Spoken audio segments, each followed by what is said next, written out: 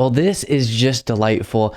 Kari Lake's legal team has been hit with sanctions by a federal judge to the tune of $122,200 for a frivolous lawsuit that was filed. We've been talking about the constant attempt by Kari Lake to sue and get her 2022 gubernatorial loss overturned. Mark Fincham, a Secretary of State candidate, went along with one of these lawsuits, the one at issue here.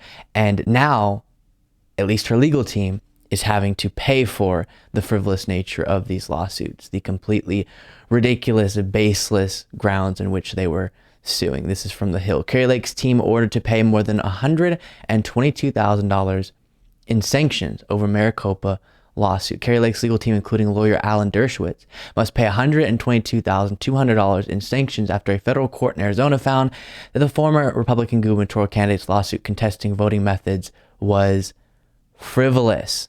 And we don't need to read through all the specifics about her attempts to overturn her election results because we've been following it extensively as it's gone along. Then you have Newsweek also reporting on this. Kari Lake's lawyers slapped with six-figure fine, and then a piece by the Arizona Republican op-ed that's titled, "This is what happens when attorneys go along with Kari Lake's election delusions," and then reports on what we just talked about.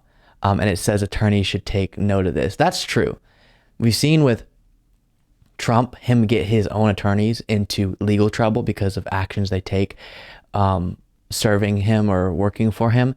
And also this, if you're a lawyer, maybe you should think twice before being a part of a frivolous lawsuit with Kari Lake as she desperately tries to become governor, even though she lost in a free and fair election, and also using this as an attempt to perpetuate the narrative that she's still fighting in some way. And that's why you, MAGA, need to keep donating to her and keep her relevant and all of those things.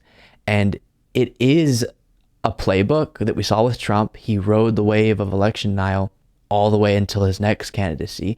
And Kari Lake is doing the same. And hopefully more situations like this where legal teams, lawyers are punished because of it.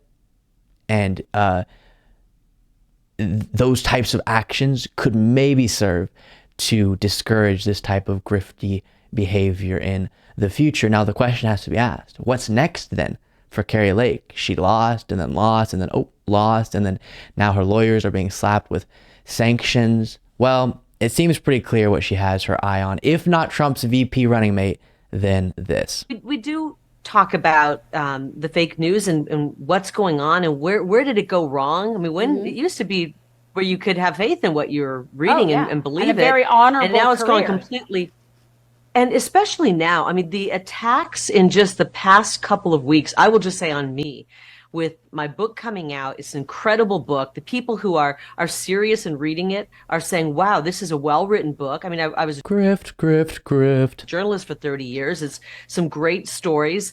And the leftist media is just trying to lie about it. Terrible. The attacks that have come out on me in the past couple of weeks, it tells me that the uniparty, the swamp, is so petrified. They see President Trump's numbers going up.